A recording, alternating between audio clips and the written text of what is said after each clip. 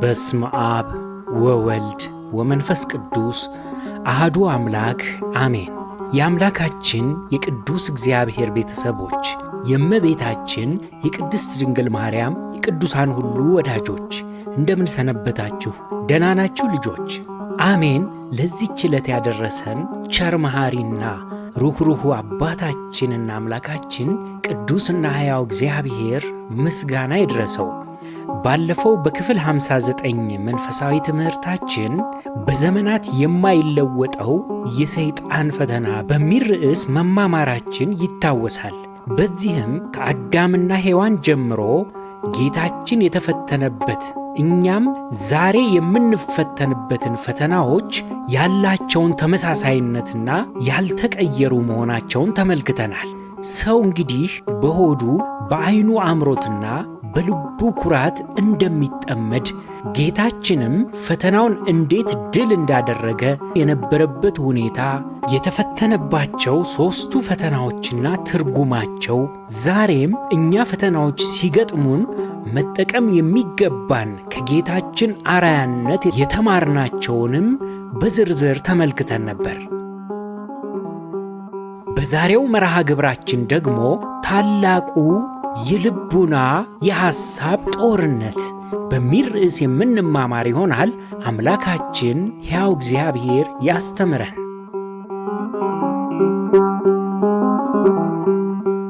ልጆች፣ የዛሬው ትምህርታችንን እስኪ በጥያቄ እንጀምር።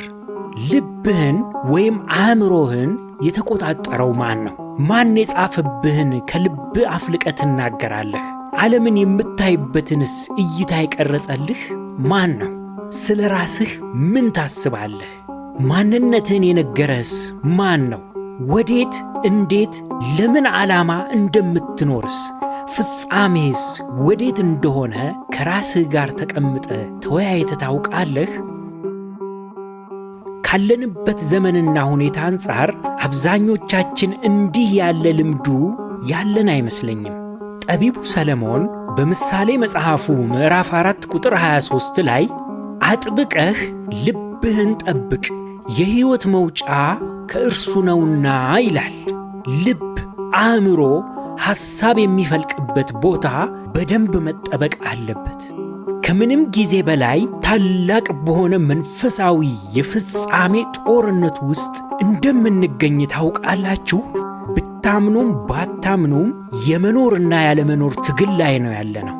የጦር ሜዳው አእምሮአችን፣ ልባችን ላይ ነው። በየዕለቱ አይደለም፣ በየደቂቃውና በየሰከንዱ የፍላጻ ዝናብ ከተለያየ አቅጣጫ ወደ ልባችን ይወነጨፋል። የሚያሳዝነው ነገር ታዲያ እኛ ስላለንበት ነገር ያለን መረዳትና ግንዛቤ ነው። ጠላት መርዝ በተቀባ ቀስቱ አቁስሎ አድምቶ መርዙን በሠራ አካላታችን አሰራጭቶ እስከሚጥለን ድረስ ነው እየጠበቅን ያለ ነው። ያኔ ውጊያው የተጀመረ ይመስለናል። የእኛ መልሶ ማጥቃቱ ቀርቶ ከለላ ለመያዝ እንኳን አለመሞከራችን በእጅጉ ያስገርማል። ለመሆኑ ሰው ምንድን ነው? አንተ ማነህ? የሐሳብህ ውጤት መሆንህን አታውቅም? እያንዳንዱ ውሳኔህ፣ እይታህ፣ ቀጣይ ዕቅድህ በሙሉ በሐሳብህ እንደሚመራ አታውቅም? የመቆጣጠሪያ ማዕከልህ ከተያዘ ሌላው አካልህ በሙሉ ተከታይ መሆኑንስ እንዴት ተሰወረብህ? እውነትም ጠቢብ የሆነው ጠቢቡ ሰለሞን ልብህን፣ ሐሳብህን ጠብቅ ብሏል። አንድ የሀገር ወራሪ ዓላማ አድርጎ የሚዋጋው የሀገሪቱን የእዝ ማዕከል ያለበትን፣ ውሳኔዎች የሚተላለፉበትን የሀገሪቱ ርዕሰ ብሔር ወይንም ንጉሡ ያለበትን ቤተ መንግሥት ዓላማው አድርጎ ነው። ቤተ መንግሥቱን ከተቆጣጠረ የፈለገውን ያክል የተደራጀ ጦር ቢኖርም አቀናጅቶና አስተባብሮ የሚመራው አካል ከሌለ ጥቅም የለውም፣ ዝርው የሆነ ጦር ነውና። ቤተ መንግሥቱ ልብህ፣ ሐሳብህ የሚወጣና የሚወርድበት አእምሮህ ነው። ንጉሡ በልብህ ዙፋን የነገሰው እንደ ክርስቲያን ክርስቶስ ነው። ይህንን ምሳሌ መነሻ አድርገን ወደ ጉዳያችን እናምራ። ቤተ መንግሥት በጠንካራና በማይደፈር ቅጥር ይታጠራል። በልዩ ሁኔታ በሰለጠኑ ጠባቂዎችም ዙሪያውን ይጠበቃል።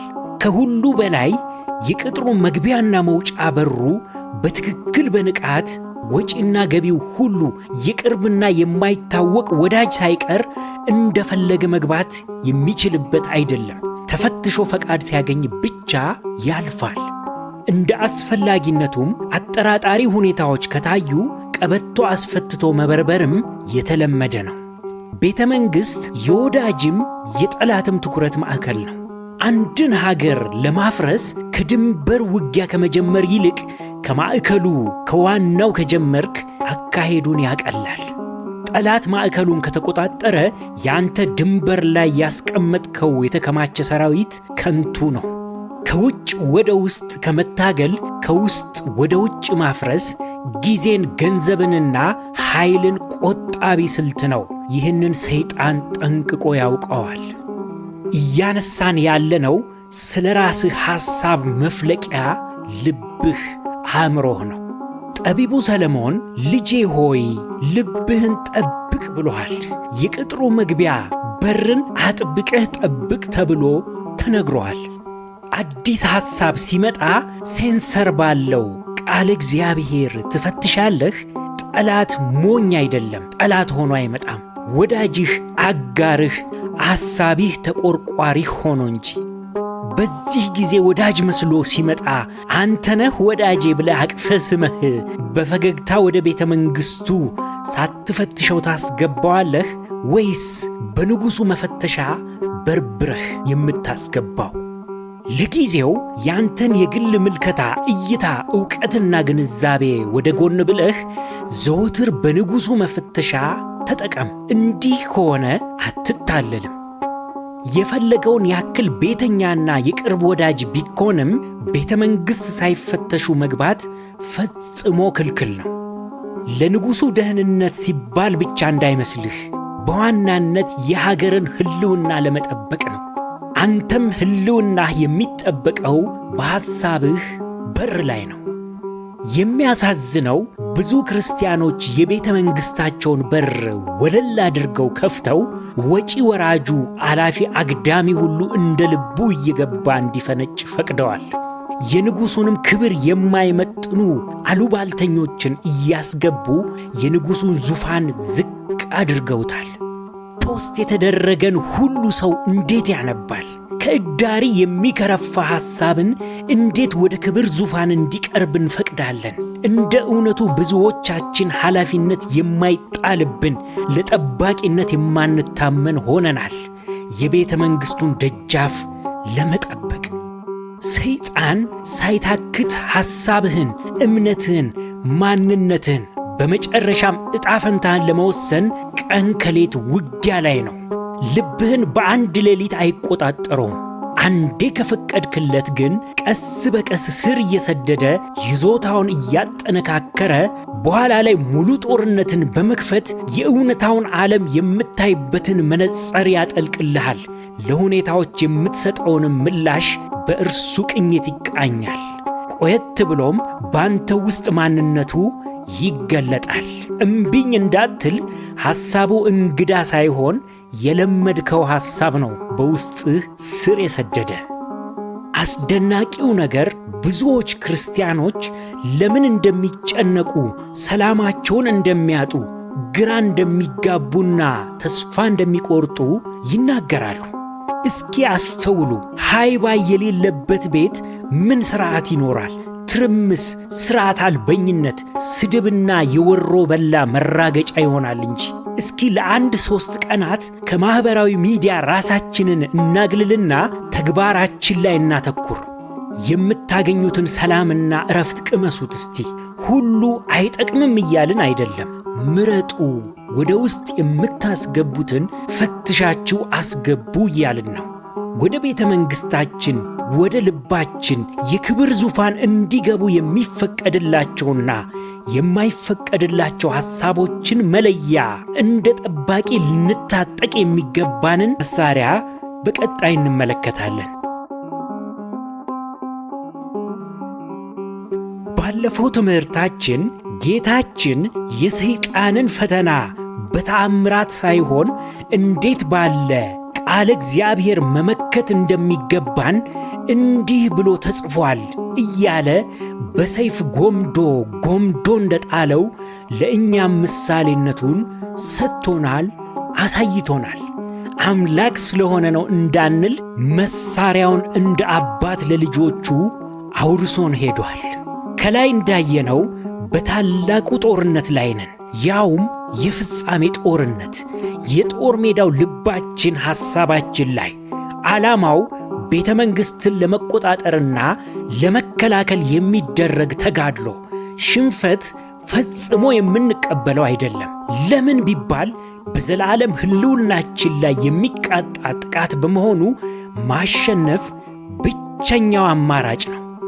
በምን አቅማችን ከተባለ በክርስቶስ አቅም፣ በክርስቶስ ኃይልን በሚሰጠን በክርስቶስ ሁሉን እንችላለን።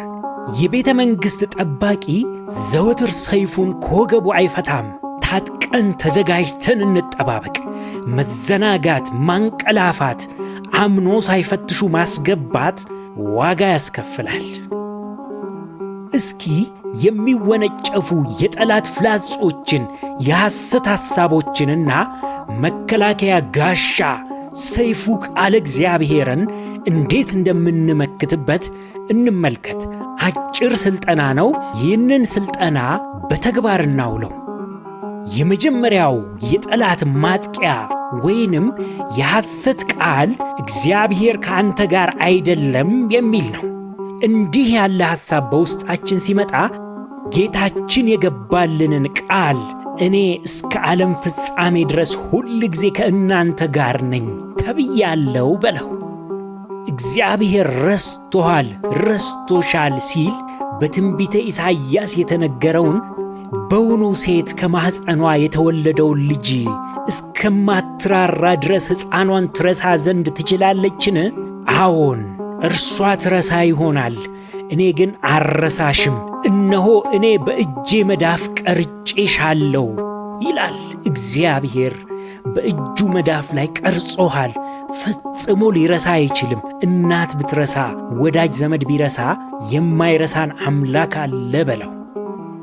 ማንም ከጎን የለህም፣ ብቸኛ ነህ፣ ብቸኛ ነሽ ቢላችሁ እኔ ከእናንተ ጋር ነኝና አትፍራ፣ እኔም አምላክህ ነኝና አትደንግጥ፣ አበረታሃለሁ፣ እረዳህማለሁ፣ በጽድቄም ቀኝ ደግፌ ይይዝሃለሁ ብሎኛል አባቴ በለው።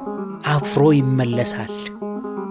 ሰይጣን እግዚአብሔር ይቅር አይልህም አይምርህም ቢልህ በአንደኛ ዮሐንስ የተነገረውን ቃል በኀጢአታችን ብንናዘዝ ኀጢአታችንን ይቅር ሊለን ከአመፃም ሁሉ ሊያነጻን የታመነ ጻድቅ ነው አባቴ እግዚአብሔር በለው። ሁሌም ኀጢአቴን ንስሐ ብገባ ይቅር ሊለኝ የታመነ ታማኝ ነው በል። አንተ ደካማ፣ የመጨረሻ ደካማ ሰው ነህ ቢልህ እውነት ነው፣ እኔማ ደካማ ነኝ። ነገር ግን ኃይልን በሚሰጠኝ በክርስቶስ ሁሉን እችላለሁ በል። የኃይልህ ምንጭ ክርስቶስ ነው፣ የማይሸነፈው ኃያል ክንድ ያለው ጌታ። ከዚህ በኋላ እግዚአብሔር ሊወድህ አይችልም በድለሃል ቢልህ ከክርስቶስ ፍቅር ማን ይለየናል? ኀጢአት ነውን? መከራ ነውን? ፍዳ ነውን? ችግር፣ በሽታ? ይሄ ሁሉ ከክርስቶስ ፍቅር አይለየኝም። ብወድቅ ያነሳኛል፣ ብጠፋ ይፈልገኛል፣ ብሞትም ያነሳኛል። ከክርስቶስ ፍቅር ፈጽሞ የሚለየኝ የለም በል። ተስፋ ቢስ ነህ፣ ተስፋ የለህም የለሽም ቢልም እግዚአብሔር ለነቢዩ ኤርምያስ የነገረውን ቃል ኪዳን መልስለት። እንዲህ ተብሎ ተጽፏል በለው። ለእናንተ የማስባትን ሐሳብ እኔ ያውቃለሁ፣ ፍጻሜና ተስፋ ሰጣችሁ ዘንድ የሰላም ሐሳብ ነው እንጂ የክፉ ነገር አይደለም ብሎኛል በለው። እግዚአብሔር ለእኛ ያሰበልን ታላቅ ነገር አለ። ጸሎትህ አይሰማም፣ በከንቱ ትደክማለህ የሚል ሐሳብ ወደ ውስጥ ቢገባ በማቴዎስ ወንጌል ጌታችን በራሱ አንደበት የተናገረውን ለምኑ ይሰጣችሁማል፣ ፈልጉ ታገኙማላችሁ፣ መዝጊያን አንኳኩ ይከፈትላችሁማል ብሎኛል አባቴ። የጊዜ ጉዳይ ሊሆን ይችላል። ሳንኳኳ ወዲያው ባይከፈትም ሳይሰማ ቀርቶ ግን አይደለም። የሚከፍትበት የራሱ ጊዜ ስላለው ነው በል። አንተ ያለህበት ሁኔታ ለዘላለም አይለወጥም። እንዲሁ በችግር በመከራ በስቃይ ትኖራታለህ። እንዲሁ ነው ሕይወትህ ብሎ ተስፋ የሚያስቆርጥ በሐሳብ ፍላጻ ልብህን ሲወጋው፣ አንተ ግን ጌታዬ እንዲህ ብሎኛል፣ በሰው ዘንድ አይቻልም። እውነት ነው፣ በሰው የማይቻል ይመስላል። በእግዚአብሔር ዘንድ ግን ሁሉ ይቻላል ተብሏል። ይቻላል፣ እግዚአብሔር ዘንድ የማይቻል የለም ብለህ ደጋግመህ ለውስጥህ ንገረው። ዋጋ የለህም፣ ጥቅም የለህም፣ መኖርህ ትርጉም የለውም፣ ራስን ብታጠፋ ይሻላል የሚል ሐሳብም በብዙዎቻችን ሊመጣ ይችላል። ይሄ እጅግ አደገኛ ፍላጻ ነው። እንደ ቀላል እንዳትቆጥሩት። ይህንን የምንመክተው ጌታችን በማቴዎስ ወንጌል ምዕራፍ 10 ላይ ራሱ የተናገረውን ነው። የእናንተስ የራሳችሁ ጠጉር ሁሉ እንኳን ተቆጥሯል ይላል። እንኳን አንተ አንዲቱ ተነቅላ የምትወድቀው ጸጉር እንኳን ሳትቀር በእግዚአብሔር ዘንድ ተቆጥራ ትታወቃለች። እንኳን አንተን የመሰለ የከበረ እግዚአብሔር የእጅ ሥራ ቀርቶ እንዳያታልልህ ሰይጣን። ቀጥሎም ሁሉ ነገርህን አጣህ፣ ሁሉ ነገር ተበላሽቷል ቢልህ እግዚአብሔር እረኛዬ ነው፣ የሚያሳጣኝ የለም። ያጣሁትን እጥፍ አድርጎ ይመልሳል። ባይመልስም እንኳን ወደ እርሱ የመሄጃዬ ጊዜ ደርሷል። ግድ የለም፣ መከራም ቢሆን በመከራ ውስጥ አልፌ ወደ አባቴ ርስት እሄዳለሁ በለው። የክርስቲያኖች ተስፋቸው ሁሉ በዚህ ምድር ላይ አይደለም። ዋነኛው ተስፋችን በሰማይ ርስታችን በክርስቶስ የተዘጋጀልን ነው። በተቃራኒው በሌላ በኩል ደግሞ ሲደልልህ፣ ሊሸጥ ሲያስማማህ ሁሉን በራስህ ማድረግ ትችላለህ ሊልህ ይችላል። ይሄም የባሰ አደገኛ ፍላጻ ነው። ተጠንቀቅ። እችላለሁ እንዳትል። ጌታችን በዮሐንስ ወንጌል ምዕራፍ 15 ቁጥር 5 ላይ ያለ እኔም ልታደርጉ አትችሉም ተብለሃል። ክርስቶስ ካንተ ጋር ከሌለ አንዳች ማድረግ አይቻልም በራስህ። ስለዚህ በዚህኛውም በኩል ቢሆን አደገኛ ፍላጻ መኖሩን እንዳትዘነጋ። አንተ ኃያልና ብርቱ ነህ፣ በራስህ መቆም ትችላለህ ቢልህ በፍጹም እንዳትቀበለው።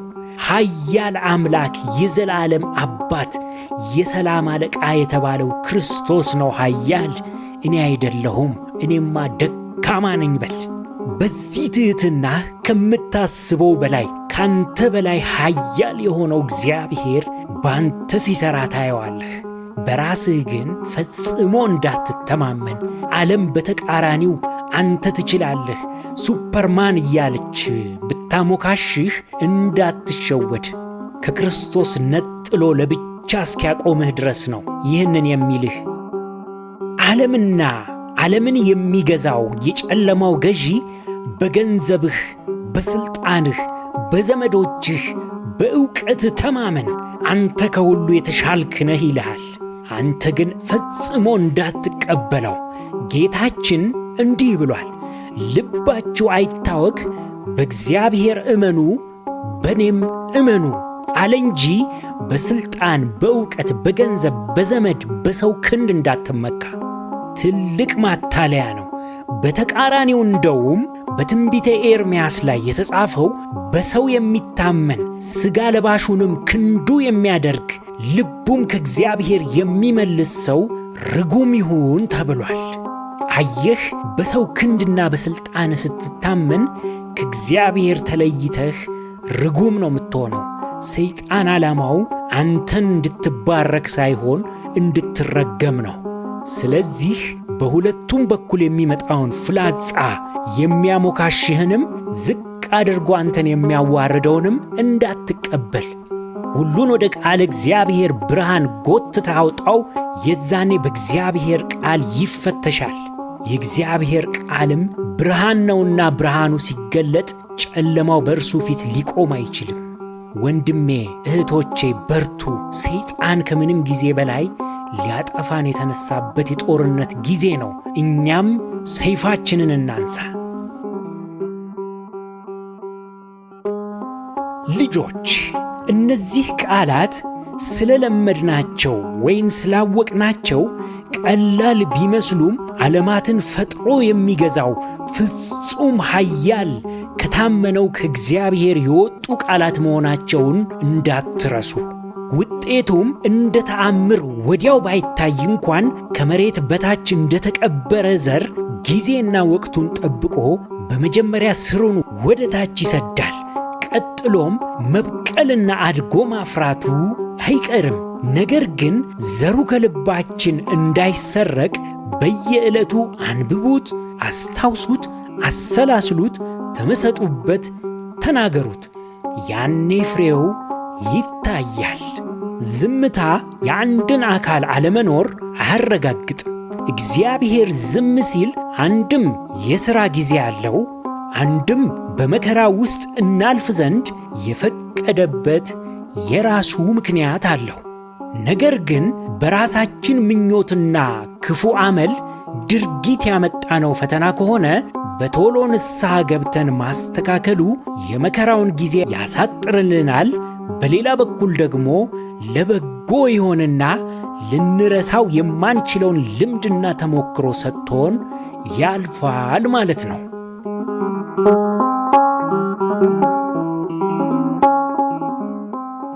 ማጠቃለያ፣ በዛሬው ትምህርታችን ታላቁ የልቡና የአእምሮ ጦርነት በሚል ርዕስ ተማምረናል። በዚህ ዘመን የፍጻሜ ጦርነት ላይ መሆናችንን፣ የጦርነቱ ሜዳ ደግሞ ልቡናችን አእምሮአችን መሆኑን፣ የጦርነቱ ዓላማም አእምሮአችንን ልቦናችንን ለመቆጣጠር በመሆኑ ጸንተን የልባችንን በር መጠበቅ እንደሚገባን፣ እንዲሁም በጠላት ሰይጣን ዘወትር በየደቂቃው የሚወነጨፉ ተስፋ አስቆራጭ ወይንም ግንዱ ከሆነው ከክርስቶስ ተቆርጠን በራሳችን እንድናፈራ የሚጎተጉተንን ሐሳብ በእውነት ጋሻ መክተን በቃል እግዚአብሔር እንዴት ቆርጠን መጣል እንደሚገባን በጥቂቱም ቢሆን ተመልክተናል። የዛሬው መርሃ ግብራችንን ከማጠናቀቃችን በፊት ለመወያያ የሚሆኑ ጥያቄዎችን እንስጣችሁ። በጥያቄዎቹ ላይ ተወያዩባቸው። የመጀመሪያው ጥያቄ፣ ወደ አእምሮአችሁ የሚመጡ ሐሳቦችን እንዴት ነው የምታስተናግዱት? በየትኛውስ መስፈርት ገቢና ተከልካይ ሐሳቦችን ትለያላችሁ? ከዚህ ክፍል ምን ተማራችሁ? የዛሬው መርሃ ግብራችን ይህንን ይመስል ነበር። ያስተማረን የመከረን የአባቶቻችን የቅዱሳን አምላክ የእኛም አምላክ ቅዱስና ብሩክ ሕያው እግዚአብሔር ምስጋና ይድረሰው። የእግዚአብሔር ቸርነት፣ የእመቤታችን የቅድስት ድንግል ማርያም ማላጅነት፣ የጻድቃን የቅዱሳን ሁሉ ተራዳይነታቸው አይለየን። ወስብሐት ለእግዚአብሔር።